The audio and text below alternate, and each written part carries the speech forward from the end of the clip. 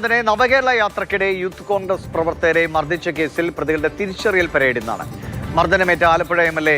എ.ഡി. തോമസിനോടും Ajay Jual കുര്യാക്കോസിനോടും SIT ഓഫീസിൽ ഹാജരാകാൻ നേരത്തെ തന്നെ ആവശ്യപ്പെട്ടിരുന്നു. പ്രതികളെ മർദ്ദനമേറ്റവർ തിരിച്ചറിയുന്നതിനാണ് ഇന്നത്തെ നടപടി. പ്രതികളെ സംഭവസ്ഥലത്ത് എത്തിച്ച് തെളിവെടുപ്പും നടത്തും. 5 പ്രതികളുടെയും ചോദ്യം ചെയ്യൽ ഇന്നും തുടരുമെന്നതാണ് വിവരം. രഘുനാഥ് നാരായണൻ വിവരങ്ങളുമായി ആലപ്പുഴയിൽ നിന്നുണ്ട്. രഘു, പ്രതികളെ ഈ സ്ഥലത്ത് എത്തിച്ചിട്ടുണ്ടോ? ഈ മർദ്ദനമേറ്റവർ ഇപ്പോഴത്തെ MLA അടക്കമുള്ളവർ സ്ഥലത്തെത്തിയോ? അവരാണല്ലോ ഇതിന് ആദ്യഘട്ടത്തിൽ തിരിച്ചറിയേണ്ടതും ശേഷമാണല്ലോ തെളിവെടുപ്പിലേക്കൊക്കെ പോവുക. കേസിലെ 5 പ്രതികളും രാവിലെ 9:30 മുൻപായി തന്നെ ആലപ്പുഴ ജില്ലാ ക്രൈംബ്രാഞ്ച് ഓഫീസിലെത്തി 12 മണിക്കായിരിക്കും വാദികൾ ഹാജരാകുക. എ.ഡി. തോമസ് MLA ഒപ്പം തന്നെ അജയ് ജുവൽ കുര്യാക്കോസും. പ്രധാനമായും ഈ പ്രതികൾ തന്നെ തിരിച്ചറിയൽ പരേഡിലാണ്, നടപടിക്രമങ്ങളുടെ ഭാഗമായിട്ടുള്ള തിരിച്ചറിയൽ പരേഡിന് വേണ്ടിയാണ് ഇവരോട് 2 പേരോടും ഹാജരാകാൻ വേണ്ടി പോലീസ് ഉദ്യോഗസ്ഥർ ആവശ്യപ്പെട്ടിട്ടുള്ളത്, SIT ആവശ്യപ്പെട്ടിട്ടുള്ളത്.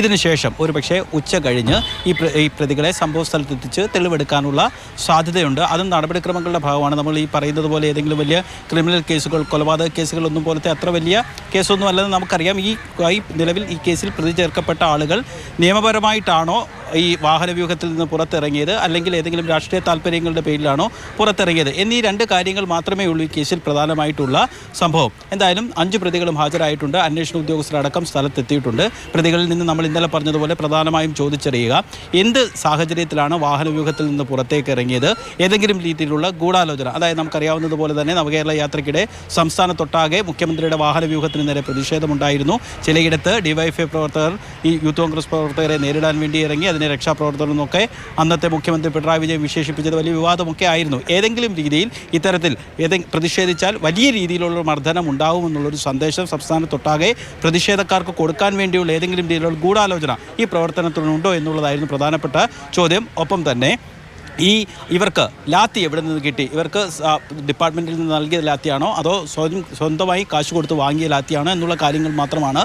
പ്രധാനമായി ഈ 3 കാര്യങ്ങളാണ് പ്രതികളോട് ചോദിച്ചറിഞ്ഞത്. അന്വേഷണ ഉദ്യോഗസ്ഥരോട് സഹകരിക്കുന്നുണ്ടെന്നാണ് ഇന്നലെ ഈ ചോദ്യം ചെയ്യലിന് ശേഷം പുറത്തിറങ്ങി വന്ന് അനിലടക്കമുള്ള ആളുകൾ മാധ്യമങ്ങളോട് പറഞ്ഞത്. 3 ദിവസമാണ് ഇവരെ ചോദ്യം ചെയ്യാനായിട്ട് കോടതി അനുമതി നൽകിയിട്ടുള്ളത്. രാവിലെ 10 മണി മുതൽ 4 മണി വരെ. അഥവാ ഇവരുടെ അറസ്റ്റ് രേഖപ്പെടുത്തിയാൽ, സ്വാഭാവികമായിട്ട് തന്നെ അറസ്റ്റ് രേഖപ്പെടുത്തും, ഇന്നോ നാളെയോ ആണെന്നേ അറിയാനുള്ളൂ. അറസ്റ്റ് രേഖപ്പെടുത്തിയാൽ പ്രതികൾക്ക് 1 ലക്ഷം രൂപയുടെയും 2 ആൾജാമ്യത്തിൻ്റെയും ബോണ്ടിൽ ജാമ്യം അനുവദിക്കണമെന്നും മുൻകൂർ ജാമ്യാപേക്ഷയിൽ ഉത്തരവിൽ കോടതി പറഞ്ഞിട്ടുണ്ട്.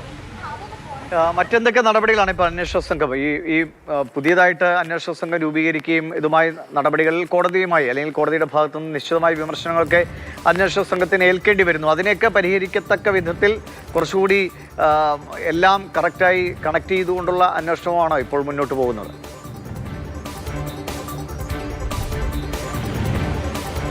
ഈ കേസിൽ അന്വേഷണ സംഘത്തിന് ചെയ്യാൻ കഴിയുക, അല്ലെങ്കിൽ അവർക്ക് അവരുടെ നില സുരക്ഷിതമാക്കാൻ കഴിയുക, ഈ കേസിൻ്റെ അട്ടിമറിയുമായി ബന്ധപ്പെട്ട് ഒരു FIR കൂടി രജിസ്റ്റർ ചെയ്യുക എന്നുള്ളതാണ്. അതിന് നിയമോപദേശം തേടുന്നുണ്ട് എന്നുള്ളതാണ് മനസ്സിലാക്കുന്നത്. കാരണം നമുക്കറിയാവുന്നതുപോലെ 2.5 വർഷം മുൻപാണ് ഈ സംഭവം നടക്കുന്നത്. പക്ഷേ കേസ് രജിസ്റ്റർ ചെയ്യാൻ പോലും പോലീസ് തയ്യാറായില്ല.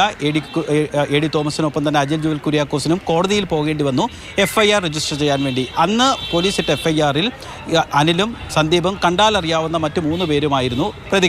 ഈ കേസ് അട്ടിമറിക്കാനുള്ളൊരു ശ്രമം നമുക്കറിയാവുന്നതുപോലെ തന്നെ ആദ്യം മുതൽ തന്നെ നടന്നിരുന്നു. ഈ മർദ്ദിക്കുന്നതിൻ്റെ ദൃശ്യങ്ങൾ കേരളം മുഴുവൻ കണ്ടതാണ്. ആ ദൃശ്യങ്ങൾ ലഭ്യമല്ല എന്നുള്ള ഒരു ദുർബലമായ, ബാലിശമായ, നിറയെ കള്ളം നിറച്ചൊരു റഫറൽ റിപ്പോർട്ടാണ് കോടതിയിൽ നൽകിയത്. കോടതി അത് അംഗീകരിച്ചില്ല. തുടർന്ന് വീണ്ടും അന്വേഷണം നടത്താൻ ഉത്തരവിട്ടിരുന്നെങ്കിലും കഴിഞ്ഞ LDF സർക്കാരിൻ്റെ കാലത്ത് യാതൊരു വിധമായ അന്വേഷണവും അല്ലെങ്കിൽ കാര്യമായ സത്യസന്ധമായ ഒരു അന്വേഷണവും നടന്നിരുന്നില്ല. എന്നുമാത്രവുമല്ല, DYSPക്കായിരുന്നു അന്വേഷണ ചുമതല. അന്ന് ഈ കേസ് നടക്കുന്ന ഘട്ടത്തിൽ അനിൽ SI ആയിരുന്നു. ആ താഴോട്ടുള്ള ഉദ്യോഗസ്ഥരെല്ലാം അല്ലെങ്കിൽ മറ്റു പ്രതികളെല്ലാം കോൺസ്റ്റബിൾ മുതലായ തസ്തികയിലുള്ള ഉദ്യോഗസ്ഥരാണ്. ഈ DYSPക്ക് ഈ ഉദ്യോഗസ്ഥരെ വിളിച്ചു വരുത്തി ചോദ്യം ചെയ്യാനുള്ള ധൈര്യം പോലും അന്നത്തെ അന്വേഷണ ഉദ്യോഗസ്ഥനുണ്ടായിരുന്നില്ല. പലതവണ നോട്ടീസ് നൽകിയപ്പോൾ ജോലി തിരക്കിലാണ് എന്നുള്ളൊരു വിശദീകരണമായിരുന്നു ഇവർ നൽകിയത്. പിന്നീട് UDF സർക്കാർ അധികാരത്തിൽ വന്നപ്പോൾ ദിവസങ്ങൾക്ക്, അല്ലെങ്കിൽ UDF സർക്കാരിൻ്റെ ആദ്യ തീരുമാനങ്ങളിലൊന്നായിരുന്നു SIT നിയോഗിക്കുക എന്നുള്ളത്. അതിൻ്റെ തീരുമാനത്തിലാണ് പുതിയ അന്വേഷണം മുന്നോട്ട് പോകുന്നത്.